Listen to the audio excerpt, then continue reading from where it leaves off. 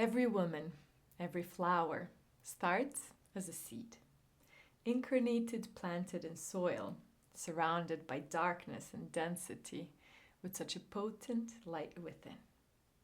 The quality of that soil influences the way she grows, the way she breathes, yet she has everything she needs to alchemize anything. The power to open, the power to grow, the codes to blossom and let her gifts flow, to become the flower her soul wanted her to be. Rooted down, connected up, a divine human being.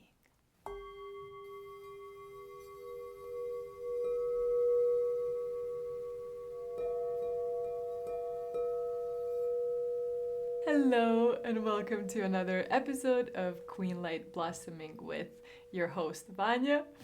And I am super excited because this has been something I have been thinking about for a long time.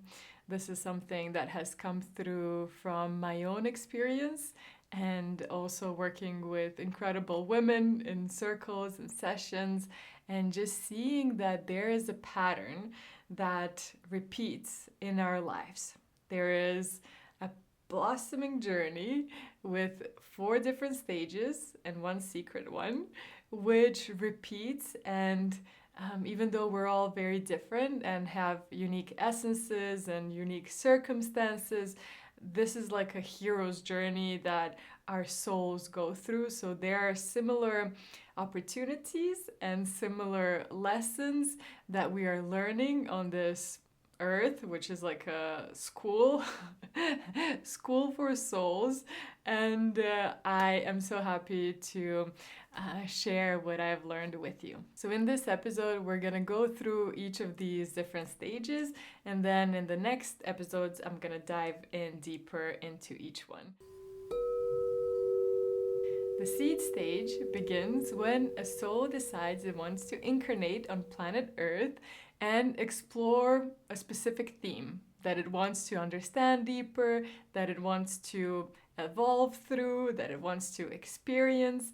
And for that specific theme, it chooses your parents. So it chooses exactly the parents that you got with all of their gifts and also limitations, which will help you as a soul do exactly what you plan to. The main focus of the seed stage is for the soul to be immersed in this new reality. You develop your ego, you develop your personality, you receive so much programming from your family and from the society you're in, and slowly you start forgetting all that you knew before you learned these codes of this reality. And by the end of the seed stage, you don't really know what you want. You often don't live your life by your own terms, in a sense that you have been told what you're expected to do, how you're expected to behave, what your job should be. And a lot of these needs and desires of the person are based on that ego. Like, I need to be the best and I need to find my way in order to survive, and I am separate from everything around me. So you're focusing on yourself and how to have the most amount of fun or the most amount of achievement. But because you haven't been in touch with your heart and the soul, which is where what fills you up the most resides, you realize at some point that something is missing in your life. You feel like maybe you're not in the right job, maybe you're not in the right relationship, or maybe you don't want to live in the city. But oftentimes we don't know what to do with that. We haven't learned tools to help us have discernment and make those important choices and feel what is true. So a lot of us start feeling stuck. A lot of people just suppress those feelings or those desires, dreams of a different way that their life could be. They don't know how to get that. They don't believe in that anymore. And they just stay in this form that has been created throughout of these habits that they've had for the past many years, and they just continue living life as normal, even though deep underneath something is really feeling off. But for those of us that are brave enough to look into the uncomfortable, to feel the uncomfortable, to pose some of those strange questions, why am I here? Who am I? We then go into the next stage, which is called the sprout. The sprout stage is this fun stage where you discover there's another world out there. So you're not seed under the ground that was suffocating anymore. You opened up to peek out and to be like, what? There's this whole world of spirituality. There are tarot cards, there are crystals, you can talk to them. And you start discovering all of these things that you didn't grow up with. And you're like, how didn't I know this? This is so interesting. And you become hungry for that kind of knowledge. So you start listening to podcasts, you read self-help books or some spiritual, esoteric books, and you are just on the hunt to understand this vast new world that has opened up. The funny thing is that after all of this knowledge that you can hold in your mind, you realize that actually you are living and doing all the things in the same way that you did before. So that nothing is really deeply changing, that you are also still repeating these old lessons and old cycles, maybe like the patterns in your friendships or in work or in partnerships, and you realize that, yeah, maybe I'm not manifesting, but why am I not manifesting when I know all about manifestation? And then you realize that it's not just the power of your thoughts, but that those thoughts need to have the truth connected to them. They need to have the feeling and the vibration of what you want, what you desire, what is true for you. So after this stage is when you start going deeper and start looking inside and start caring about your feelings, and also start moving from the head to the heart, which is the most special journey, sometimes the longest journey for most of us, because we have learned to deal with the world from our minds. We feel safe when we think that we have control and that we let this mind drive our life, but this is where your truth comes from. So for the ego, it's so hard to let go, but there are some brave ones that go into the next stage, which is called the bud. The bud stage is the most powerful transformation that you're gonna go through. But as maybe you can feel already, transformation comes with a lot of changes that can be quite uncomfortable. This is the stage where you're letting go of who you thought you were, who you created yourself to be in order to fit in. And as you look inside and close up, so the bud is right, this flower that is starting to bloom, but it first needs to close up and to look within, and you start feeling all the things that have hurt you, all the things in your childhood that felt wrong, that stayed as a wound inside of you that you haven't healed fully. Then you also realize that there are other lifetimes that you have, and there are traumas from that you are feeling.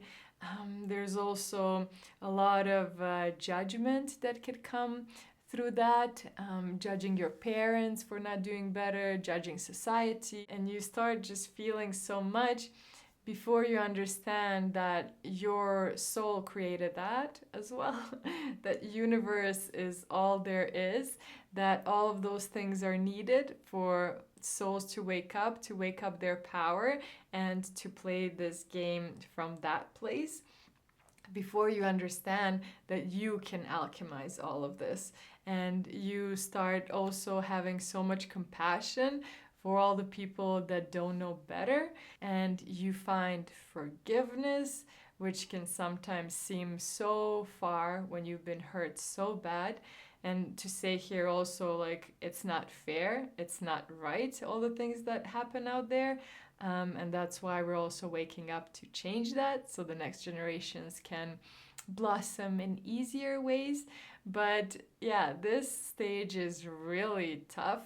And that's why we call it Dark Night of the Soul. Everything is falling apart. You feel like you don't have the ground beneath you. You don't know where you want to live. You don't know what you really want to dress like. You don't know what your hair should look like that would feel best for you. It's just like this whole huge transformation, and you're transforming on so many levels. The physical, the emotional, the mental, connected to the spiritual, which is helping all of these align with what is true for you, right?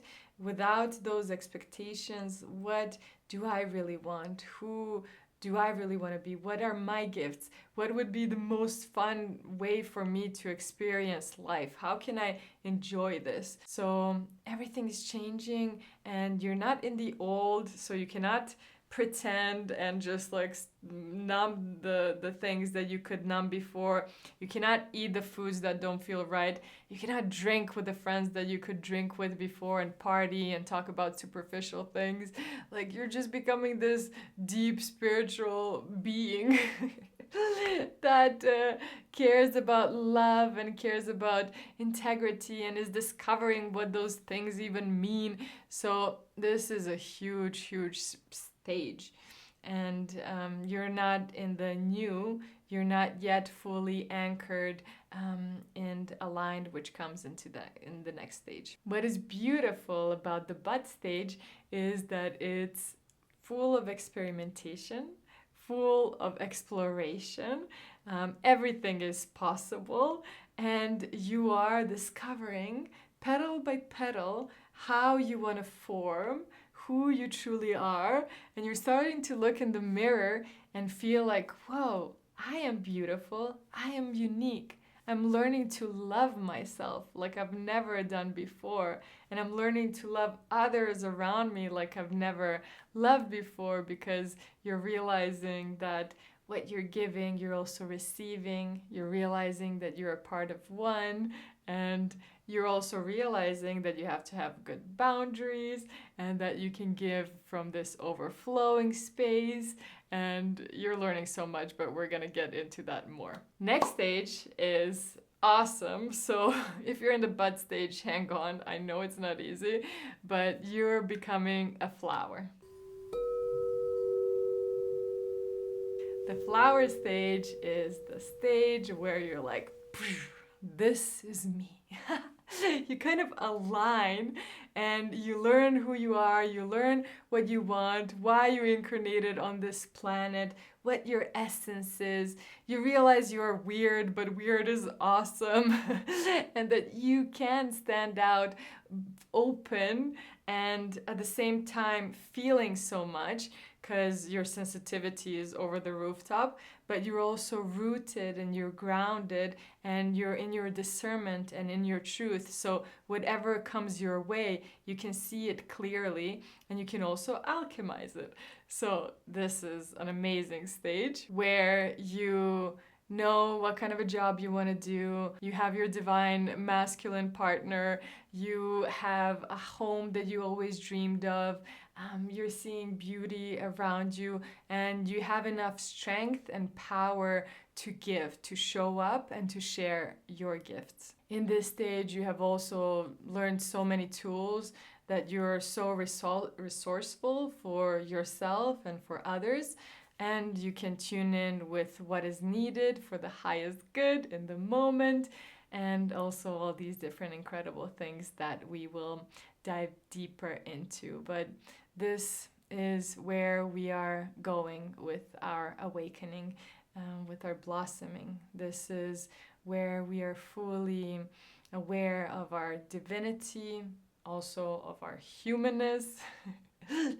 We honor all of these different parts, and we stand firmly on the ground, meeting life and celebrating life and having strength to work with it and to make this planet a better place. So in the flower stage, you are living and you are being all the things that you have been reading about and you have feeling here and there in the bud stage. You are now fully anchored in it. You have lived it, it's integrated in you, in your cells, and you're just vibrating it, right? And when you vibrate your truth, you also receive all that is aligned with it. So you're manifesting much easier, you're magnetizing, you're having fun, and it's an awesome stage. But as every flower, you also close up and open up, right? Many flowers close at night and then open up. So you continue like going within and then expanding and a bit contracting and expanding because you continue evolving and growing.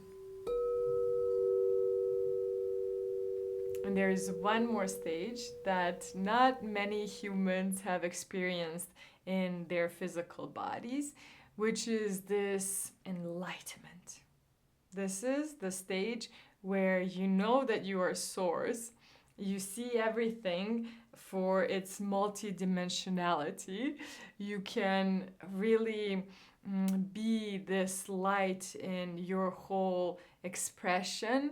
You're probably less of a human, less of an ego. I don't know, I'm not there yet, but I have seen and felt that this is possible, but it's not needed and necessary for everyone. And all of us will feel that when we end this life and go back to the source anyways. So yeah, this is like a stage without a number, and this I would call like oneness. Each one of these stages is beautiful, is powerful, is needed. So it's not like, oh, you're less than if you're on a stage 1, or you're like so awesome if you're on stage 4. It doesn't work that way. There's no pass or fail in this school of life. It is just this natural journey, natural progression. And I always think how when I go to nature, I don't judge like leaves for being small, or like a little branch for not being a huge tree. You just see everything as it is and you appreciate what it is in the moment, and there's so much beauty in each experience, in each moment. So today we have gone through all of these different stages, like an overall preview. I would love to hear where you think you're on the journey, and if you're in the bud stage, I'm sending you a huge hug. And also, if you'd like support and a community of women that are going through that, I would love to invite you to join Queenlight School, which is online every Tuesday, where you get beautiful support, and you can discover more about that in the description. And yeah, I'm looking forward to diving deeper into all of these different stages. Sending you a big hug for now.